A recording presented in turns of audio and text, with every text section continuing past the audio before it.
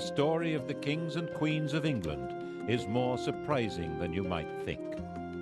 It's a fine drama, 1,000 years of tales of lust and betrayal, of heroism and cruelty, of mysteries, murders, tragedies, and triumphs.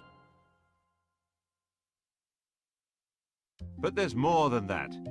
This episode begins with a king of England who ruled for over a year, but who simply vanished from the record. And it ends with a boy whose claim to the throne was based on fictions that became historical orthodoxy. We begin in the year 1216, in the reign of King Louis of England. Yes, King Louis, not the most famous king of England.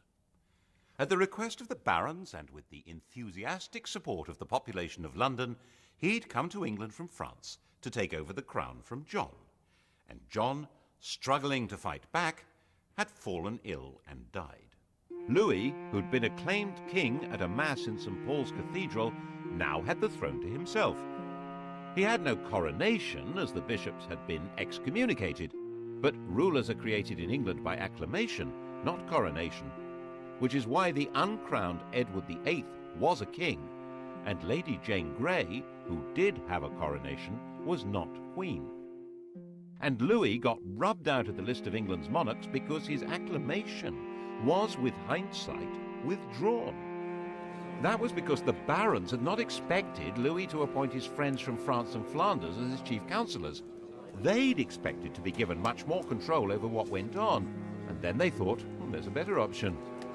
John had a 9-year-old son, Henry. Of course, no child had ever been king, but there's a first time for everything, and if the king was a child and one of the barons was regent, then the barons really would be running things. Of course, Louis controlled London, but the child was at Corfe Castle, and they could at least get him to the nearest abbey, Gloucester, to crown him. Of course, they didn't have the crown, but they could use his mother's gold neckband. Actually, they didn't have an archbishop available to do the coronation. Never mind, the Bishop of Winchester was available and had the keys to the treasury. It wasn't a well-attended ceremony. Not even all of John's executors could get there, but it would have to do.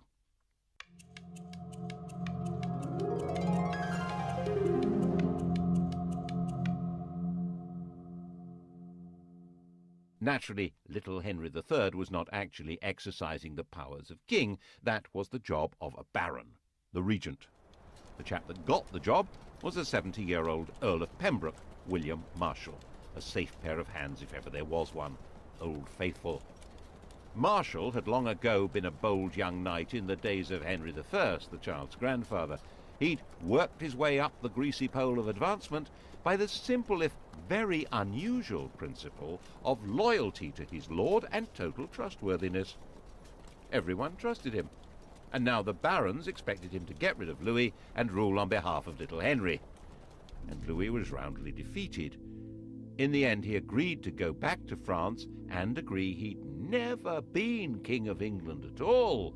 And all the barons and bishops who'd acclaimed him as king agreed that they'd never done anything of the sort. Everyone became patriotic. For the first time since the Norman conquest, the French were being described as foreigners, looting the English.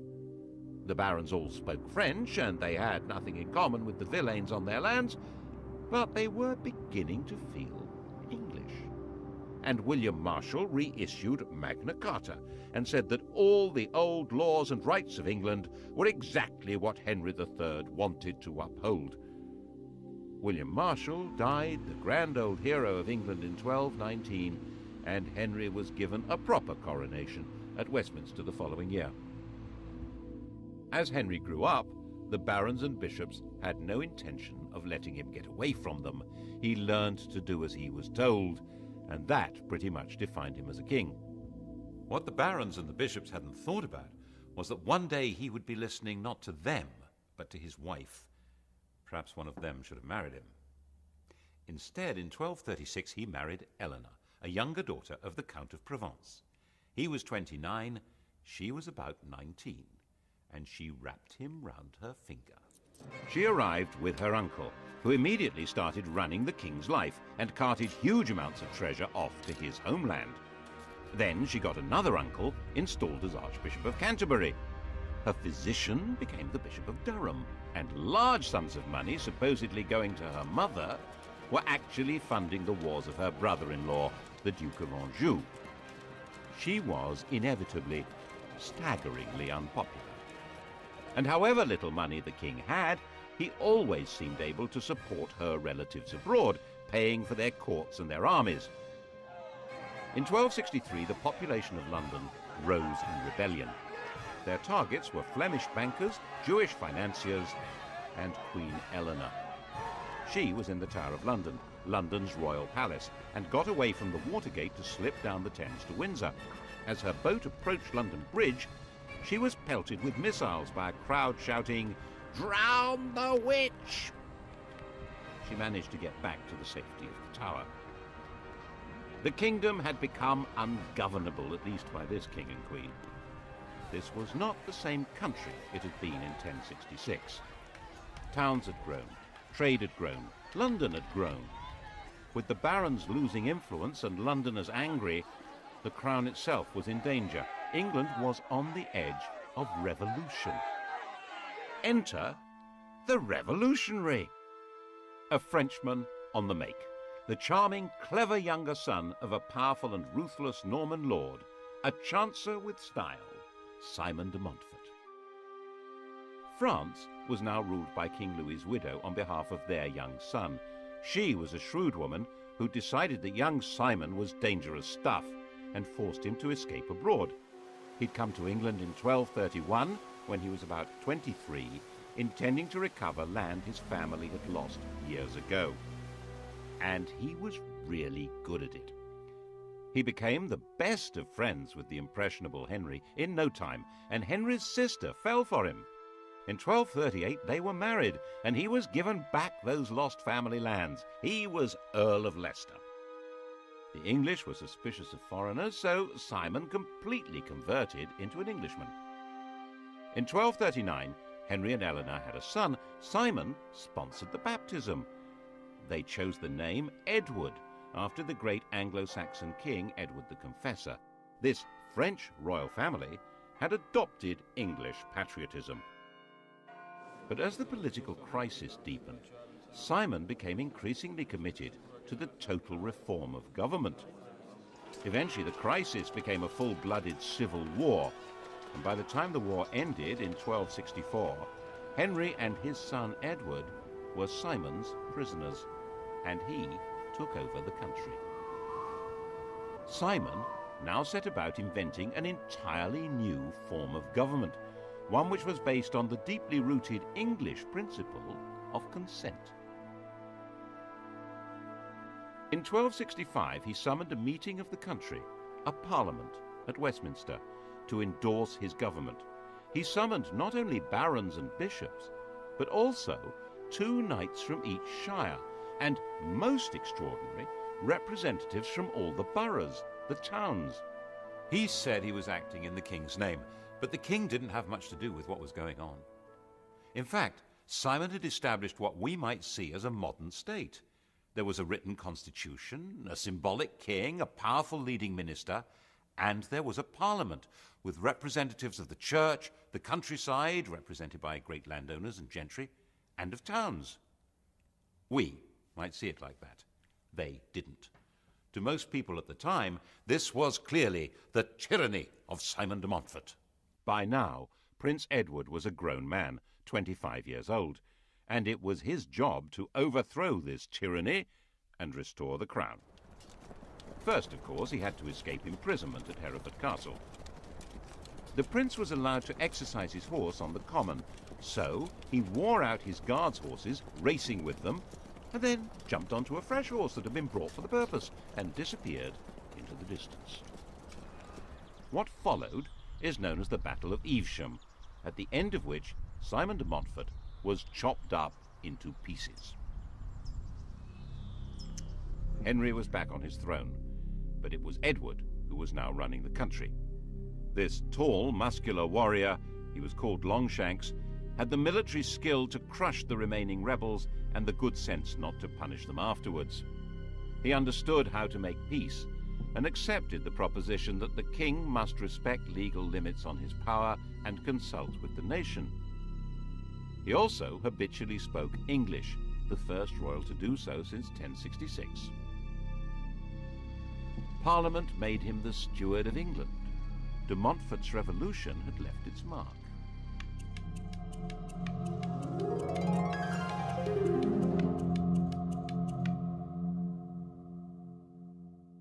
The old king died in 1272, having reigned for 56 years. Edward's main interest in life was chivalry and warfare. His natural costume was armor. It had been since he was a child. When Henry died, Edward was out of the country on crusade. He came home to be crowned with his queen, yet another Eleanor, in 1273. The daughter of the King of Castile, she'd already borne Edward 6 children. They would have 10 more. England now had something like a settled system of government. Edward confirmed the existing charters, including Magna Carta, and was able to leave the business of government and justice to his council and judges. His main concern was how to gather the money to conduct his military interests without provoking more rebellions. He hit on a brilliant policy. He invented nationalism.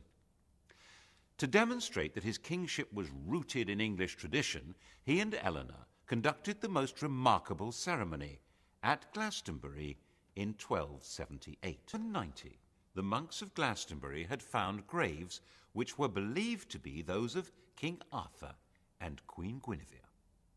The bones had been placed in the Lady Chapel. Now, 88 years later, King Edward carried the bones of Arthur and Queen Eleanor those of Guinevere. They put the legendary remains in a magnificent tomb in the main church. Edward presented himself as a new Arthur.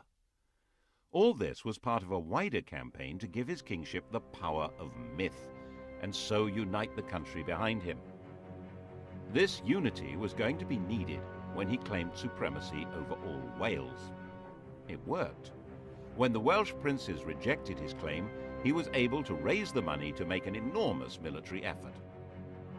He became the first English king to totally conquer this mountainous territory. One of its princes, Llywelyn, was killed in battle. His head was mounted on the Tower of London. The other, David, was put on trial for treason before Parliament and sentenced to be drawn, hanged, beheaded, and quartered. This was a savagery previously unknown in English law.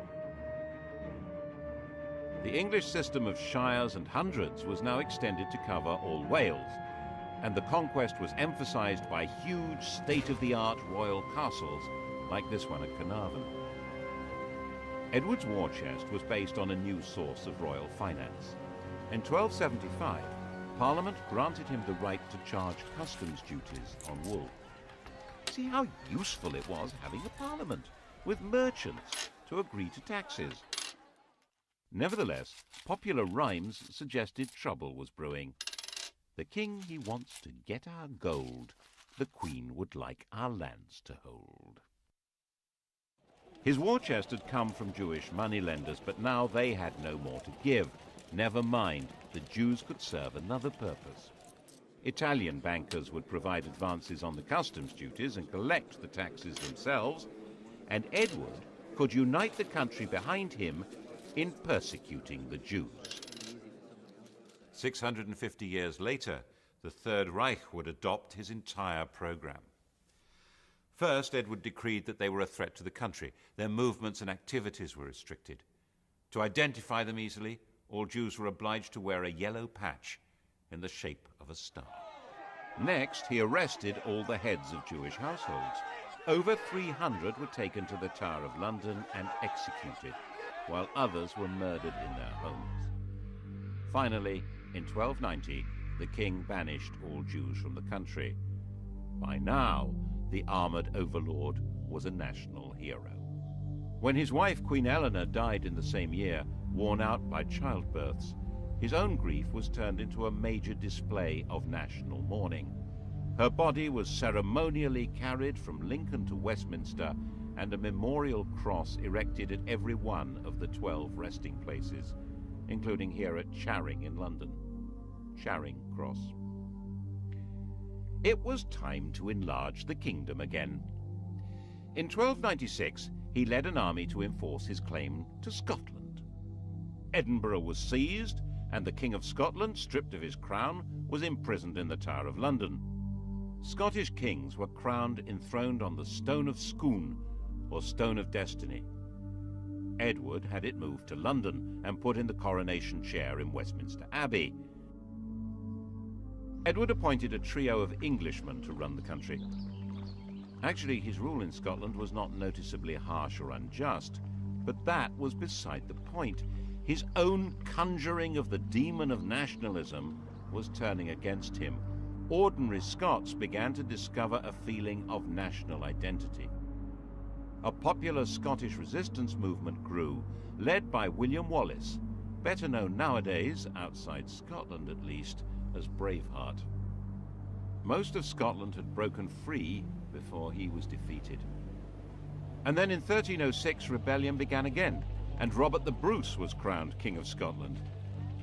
By now, Edward, the Hammer of the Scots, was old and sick. He tried to lead an army back into Scotland, but it became obvious he'd never get there. A few miles north of Carlisle, on his deathbed, he gave instructions to his 23-year-old heir, Edward, Prince of Wales. 100 knights were to crusade, carrying his heart. The army should carry his bones to defeat Scotland, and the prince was not to have anything further to do with his very, very close friend, Piers Gaveston. The king was dead. Edward II was ready to party. Edward was physically tall and muscular, but his similarity to his father ended there. He had no interest in being a warlord. His father had taken him on campaign, but the prince travelled with a pet lion and a troupe of Genoese fiddlers. Edward I had tried to change his character by assigning him a charismatic squire who was good at tournaments. This had backfired spectacularly. Edward and Piers Gaveston had fallen in love. Gaveston was banished, but obviously he was now coming back. Gaveston was an elegant, charming, artistic man who loved showing off his power over Edward and could still easily beat more macho men in tournaments. This was a recipe for a short life. Before his coronation, Edward married Isabella, the sister of the King of France. Then Gaveston was seen wearing Isabella's wedding jewellery. At the coronation, he showed up carrying the crown, wearing royal purple and pearls. Some of the barons wanted to kill him on the spot. Eventually, of course, they did kill him, here at Blacklow Hill in Warwickshire, having chased the king and peers round the country. And then Robert Bruce, renegade King of Scotland, set about completing his War of Independence. He captured Edinburgh and besieged the last English stronghold, Stirling.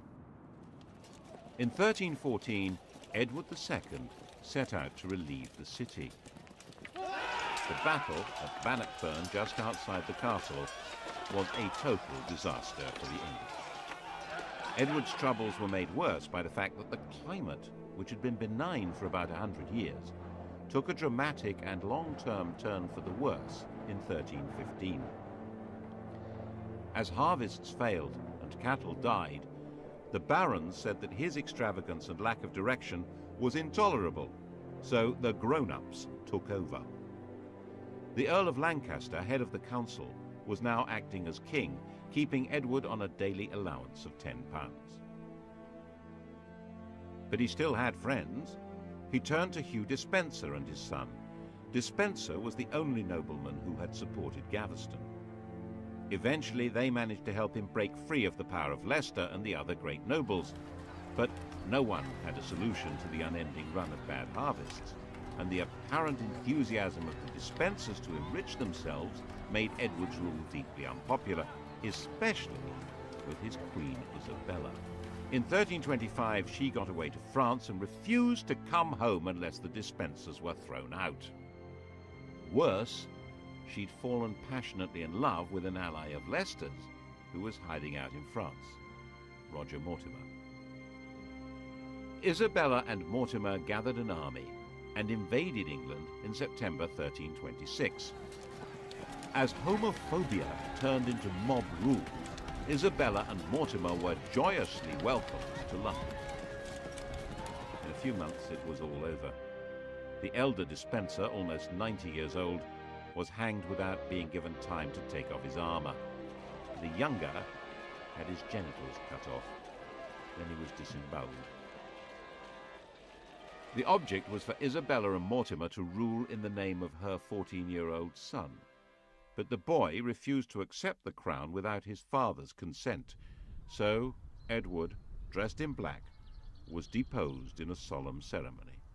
The steward of his household broke his staff of office. He broke down and cried. He was eventually moved to Berkeley Castle, where he was encouraged to die as soon as possible. He was denied sufficient food and clothing, he was prevented from sleeping, he was crowned with a crown of hay and shaved with ditch water. Isabella, generally known as the she-wolf of France, reproved the guards for their mild treatment. Since he would not die by himself, he was murdered in his bed on the 21st of September. It's said that he was raped with a red-hot poker. His dying shrieks were heard throughout the castle. Her homophobia had allowed Isabella and her lover Mortimer to brutally and illegally depose Edward II. That didn't make them heroes for long. Edward III, in whose name they ruled, was their prisoner. But in 1320, when he was 18, he broke free. They were staying in Nottingham, and he put together a plot to lead a band of armed men into the castle through an underground passage. They seized Mortimer and Isabella. Mortimer was hanged. Isabella shut away in Castle Rising in Norfolk.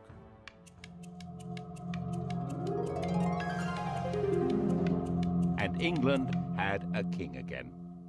Law and proper government would be resumed under a handsome young man, properly entitled to the throne, who also happened to be a fine chivalrous knight who spoke English, French and German, and who was already married with a baby son. What could be better than that? Oh, how about a good war? Edward decided on the most extraordinary and significant military campaign since the Norman Conquest. He announced that by the laws of inheritance, he was the rightful successor to the throne of France. It was rubbish. He wasn't. But he certainly meant to be. And in 1337, he began preparing his invasion. Actually, there were two genuine reasons for this, and neither had anything to do with the law of succession.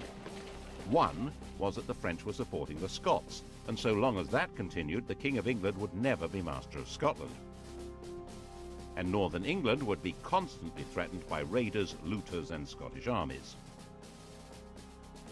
The other was that England was now a busy commercial country selling wool to Flemish weavers. In 1336, Philip of France decided to take control of this trade.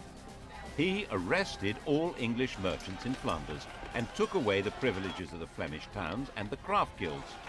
English merchants pointed out that they'd lost their income. The king had lost his customs duties. The kingdom had lost its foreign trade. The coast on the far side of the Channel was vital to English security and prosperity. Whatever the cost, it must be kept open. The same imperative would force Britain to war against Napoleon, against the Kaiser, against Hitler. Edward was the first to have to face it. His solution was to claim France and break it. This little campaign is known to history as the 100 Years' War. But this war actually changed the nature of the king's job, because it required a new kind of army. Ever since William the Conqueror, the idea had been that in exchange for their landholdings, lords and knights were supposed to turn up in arms and fight for the king when they were needed. But this didn't work very well for a war overseas. Firstly, a knight's service was only meant to be for 40 days at a time. That doesn't work with a 100 Years' War. Secondly, many knights felt that they shouldn't be obliged to go overseas at all, and they were probably right. And thirdly, they weren't necessarily fighting men anymore. So Edward needed to have a professional army. Knights who didn't want to serve didn't have to. They could pay a tax called scutage that would allow Edward to hire professionals. Mercenaries were quick to see the opportunity for plunder and ransom and joined up.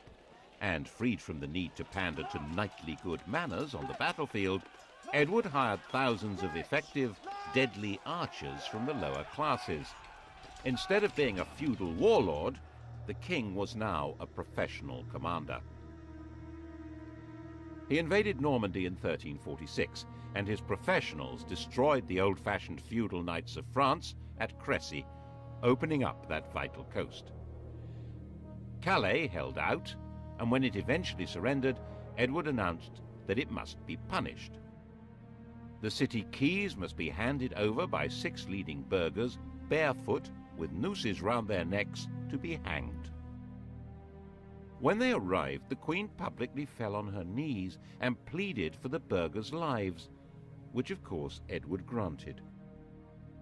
This splendid pantomime was part of the theatre of royalty, which Edward was now developing to a magnificent art. The life of the king was being turned into a public performance. His court was the home of chivalry, and his lords and knights were given parts in the drama. It was a brilliant device for binding together war, taxation, and loyalty. The Queen was as important in this as the king. She led the ladies of the court, the judges of chivalric behavior, and she was the source of mercy, tempering her husband's justice. This was a religious image. People were encouraged to show devotion to the Virgin Mary, the Queen of Heaven, who would intercede and offer protection against divine judgment. Intercession was desperately needed by people who believed that God punished them with death. Death arrived at Weymouth in June 1348. Black Death. In less than a year, the whole country was stricken. No one could have understood what was happening. Once a person was infected, large, foul-smelling swellings developed in the groin, neck, and armpit. Death followed within 2 or 3 days. The disease killed more than 1/3 of the population, and by 1350, the population of England was half that of 1315. In the midst of the dying, the theatre of royalty grew grander. Edward created the Order of the Garter, where 2 tournament teams played out an Arthurian drama based on St. George's Chapel at Windsor. The castle was rebuilt for the show. With the nobility bound to him by chivalric dreams, and the shires and towns granting funds for the war in Parliament, the French war could still go on. Another decisive victory at Poitiers in 1356 brought France to the point of disintegration. But by now, the war couldn't be ended. The nobility and troops saw endless vistas of plunder, while the king's only chance of income came not from his withered population, but from rich ransoms. This war would last 100 years. By the time Edward died in 1377, 65 years old, the townsmen and peasants of England were sick of the whole thing. The king's oldest son, Edward the Black Prince, had been the flower of chivalry and hugely popular, but he died a year before the king. The successor to the throne was the Black Prince's 10-year-old son, Richard. Real power, though, lay with Richard's uncle, John of Gaunt.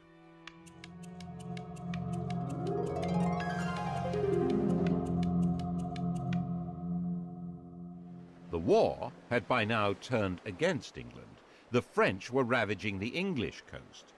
The shrunken working population demanded proper wages. They had no interest in performing feudal duties on the land, while desperate landowners needed more than ever to enforce them. Gaunt's government needed money and tried to raise it from a poll tax, not understanding that the population was far smaller than before. When they failed to raise the money they'd expected, they tried again, and England erupted. Lords, nobles, bishops. Get rid of them all. Who needs them? When Adam delved and Eve span, who was then the gentleman? The so-called Peasants' Revolt of 1381 was actually an uprising of the respectable people of towns and villages across England. Its aim, at least for the rebels that captured London, was an end to lordship in church and state. Just one archbishop and a king. Specifically not, they added, a king called John. They detested John of Gaunt, who went into hiding. The dramatic moment, of course, was the meeting of Richard and the rebels at Smithfield on the 14th of June. The rebel leader, Wat Tyler, was talking to the king when the mayor of London cut him down. The rebels immediately drew their bows, and the king, now 14 years old, rode forward to calm them. I will be your captain. Come with me into the fields, and you shall have all you ask. And they dispersed as he told them. It was an astonishing lesson in the mysterious power of kingship. The rebels should never have trusted him, of course. Once the danger was past, the ringleaders were hunted down and killed. Villains ye are, and villains ye shall remain. Years later, when Richard would need popular support, he would find he had none. But Richard had been given a dramatic vision of himself. He seems to have been convinced that the basis of his power lay in the special authority of sovereignty. He was the first English king to have portraits made. Instead of wars, he offered tournaments accompanied by music and dancing with the ladies of the court. But Richard's choice of companions were not the kind of men that most barons approved of. And above all, Richard abandoned the war with France, leaving France in control of Flanders. Unpleasant references were made to Edward II, and look what happened to him. He found himself up against a group of noblemen who called themselves the Lords Appellant, appealing to have his closest advisers removed and take over the government, which is what happened. Richard was effectively dethroned. He was able to recover power in 1397. As part of his efforts to secure his throne, he exiled Henry Bolingbroke, John of Gaunt's son. But Bolingbroke came back with a vengeance, and Richard found that wherever he turned for support, it simply wasn't there. Bolingbroke captured him, demanded his voluntary abdication, and then sat on his throne. Richard disappeared into a prison in Pontefract Castle, where he was murdered. Richard had no children. The line of the Black Prince, Edward III's eldest son, had come to an end. The proper heir to the throne was an 8-year-old boy called Edmund, living in Ireland, the great-grandson of King Edward's second son. Henry's father was the third son, so Henry was certainly not heir to the throne.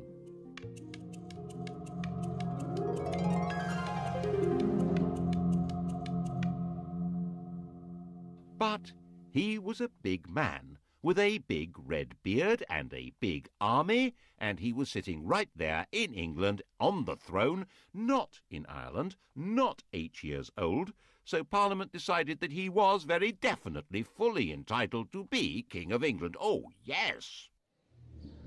Edmund spent the whole of Bolingbroke's reign as a well-maintained prisoner. Henry was the first king to speak English as his native tongue.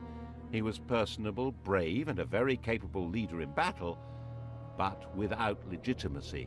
He was clinging to power by his fingernails. Anyone who doubted Bolingbroke's right to be King of England could expect to be part-hanged and then have their intestines pulled out before being killed. His regime became ever more repressive as he became more worried. There was an uprising in the north which he put down with real ferocity. It was said that he personally killed 30 men in battle. And the air hung heavy with the smoke of burning flesh as the English church, under this new regime, began burning heretics. The usurper needed to rule by fear, but the most frightened person in England was him, who'd seized the throne and killed King Richard, was a frightened man. He made himself sick with worry. Sometimes he sank into a coma. People said he had leprosy. Government was taken over by his son, also called Henry, a young man who'd grown up fighting on his father's behalf. In fact, Parliament suggested that the king abdicate in his son's favour, which he refused to do.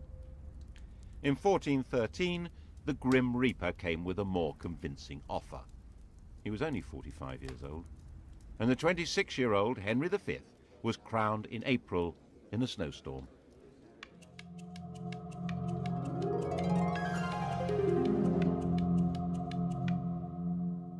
Henry V did all he could to get the country back onto a stable footing. He gave Richard II's remains a proper burial, and of course he got back to the important business of invading France. France was still in a state of disintegration, ruled by Charles VI, a man with a severe mental disturbance. In a fit of derangement, he'd slaughtered his own attendants. Now he believed that he was made of glass and about to break. He actually had iron rods stitched into his clothing. It was easy meat, and Henry's overwhelming victory at Agincourt in 1415 destroyed much of France's aristocracy. The English king was now in control of Paris. Charles, very fragile, agreed to acknowledge Henry as heir to the French throne. This meant disinheriting his own son, the Dauphin. And Henry took Charles's sister, Catherine de Valois, as his bride. What a great place to end the story. England safe, Edward III's plan to take over France brought to fruition, a genuinely popular king, and they all lived happily ever after. Not. In 1422, Henry V, not yet 35 years old, contracted dysentery and died. England had a new king, Henry and Catherine's son, Henry VI. 6 weeks later, the King of France also died, and Henry VI became King of France. Just one problem. His Majesty King Henry VI was only 10 months old. The Duke of Bedford was appointed Regent of France and the Duke of Gloucester Regent of England. And the baby's kingdoms, especially France, were in serious trouble.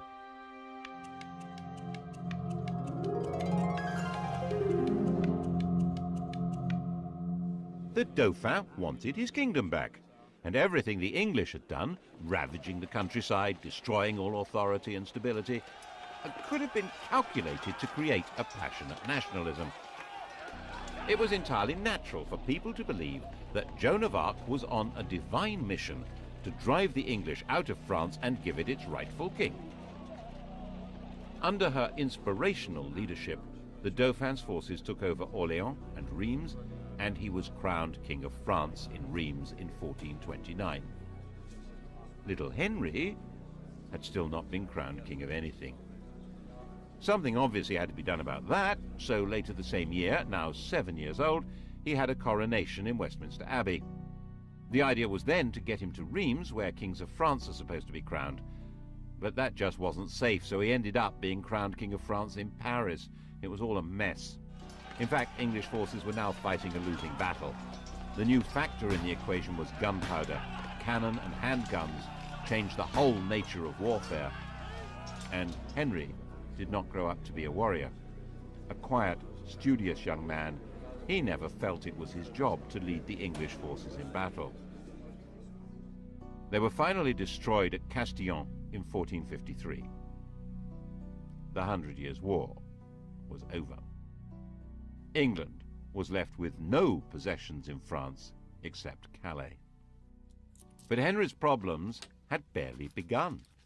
The taxes needed to fight the war and corruption among royal officials meant the country was disheartened and angry, and the issues of legitimacy that had lain pretty dormant in England since Henry Bolingbroke usurped the throne were now coming out of the woodwork. Richard II had been the last legitimate king of England, if there was such a thing. He'd been succeeded by his murderer, Henry Bolingbroke, the father of Henry V, the grandfather of Henry VI. They were all descended from John of Gaunt, Duke of Lancaster. But that wasn't the legitimate line of descent. John of Gaunt had an elder brother, whose descendants were still alive. The rightful King of England had not been Henry IV, but Edmund, the Earl of March. And now that Edmund was dead, it was his nephew, Richard, Duke of York. Edmund had carefully and probably wisely never made a point of making his claim. Henry IV and Henry V had been seriously powerful men, but Henry VI wasn't in the same league. His interest was not in war but in learning. He founded Eton and King's College, Cambridge, and he was a gentle, pious man. There were many who believed that he was more a saint than a king. Richard, Duke of York, now 40 years old, decided that it was time for the crown to fall into his hands. His claim was supported by most of the barons of southern England. The northern barons felt all this was codswallop. They had the right to choose their king, not be passed like slaves to whoever inherited them. And then, quite suddenly, in the summer of 1453, the king went mad. He'd probably inherited the strain of madness in his mother's family, the illness that had racked Charles VI. The true legacy of Agincourt was not the crown of France, but a recurring disease that would afflict members of the English royal family for centuries. He lost his memory, he lost control of his body, he lost the ability to speak coherently or understand what was said to him. His wife gave birth to their only son, but he knew nothing about it. With the king incapacitated, government needed to be handed to a regent, and the man with the backing in the south to take over the reins was Richard, Duke of York. The inevitable and disastrous outcome was civil war, Lancaster against York. Their badges, the Red Rose of Lancaster and the White Rose of York, gave history the Wars of the Roses. To begin with, it was a war for control, not of the crown, but of the king. Richard didn't want to be crowned while Henry was still alive, nor did he want to kill him, but he did want to control the government and be recognized as Henry's successor. The king made a partial recovery, but was quite incapable of taking charge of his own defense. His queen made an impressive effort to do it for him. Margaret commanded in the Battle of Wakefield in 1460, when Richard of York was killed. Richard's son, Edward of York, had none of his father's qualms about taking the crown. In March 1461, Edward, without any parliamentary approval, had himself crowned Edward IV.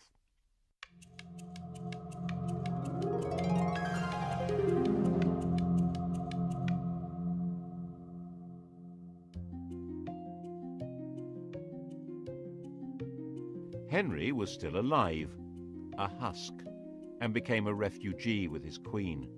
The deposed royal family hid in Scotland. Then Henry was captured and became a prisoner in London. In 1470, an extraordinary upheaval backed by the King of France drove Edward IV from London, and Henry was rescued from prison and restored to his throne. It's said that while Edward plotted his return from exile in Holland, Henry had a curious interview with one of his distant relatives, a boy of 14, Henry Tudor.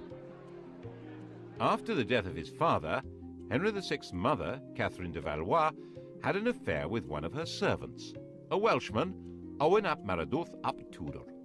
It was probably King Henry who arranged the marriage of their son Edmund Tudor to Margaret Beaufort, a great-grandchild of John of Gaunt. Margaret became pregnant immediately. But the Beaufort family were disbarred by ancient royal charters from ever succeeding to the throne. So why did she call her baby Henry? No Beaufort had ever been called Henry. No Tudor had ever been called Henry. It was a king's name. It suggests that Owen had great plans for the boy, and that was obviously what Edward of York thought. As soon as he had Owen Tudor in his power, in 1461, he had his head chopped off. His head was displayed, lit up with 100 candles. Henry Tudor, aged 4, had been taken prisoner, but now young Tudor was free, and according to later stories was looked on as an important figure in the line of succession. According to Shakespeare, Henry VI looked at the boy and said, "Lo, surely this is he to whom both we and our adversaries shall hereafter give place." The following year, Edward IV made his counter-strike. King Henry's son was killed at the Battle of Tewkesbury, and Henry VI himself was captured. A few days later, he was murdered in the Tower of London. The Wars of the Roses were over. The competition between England's barons for control of the kingdom had ground to a bloody end, with most of the great families of nobles having been slaughtered. Henry Tudor was now head of the House of Lancaster. He had no claim to the throne, of course, coming from the debarred Beaufort family, so Edward should not have regarded him as a threat, in theory. Just to be on the safe side, he fled to Brittany. But Henry Tudor would be back, and he would make sure he controlled how the story was written. In the next program, we'll see how Henry Tudor shaped our knowledge of what followed, creating the story of the most evil king in history and setting the stage for the most heroic queen. How much do you know about Henry V? Sky Digital viewers, press red and take our test. The turbulent reigns of the Tudors tonight at 10. Coming up next, protecting US bombers from German attack, the P-51 Mustang, decisive weapon.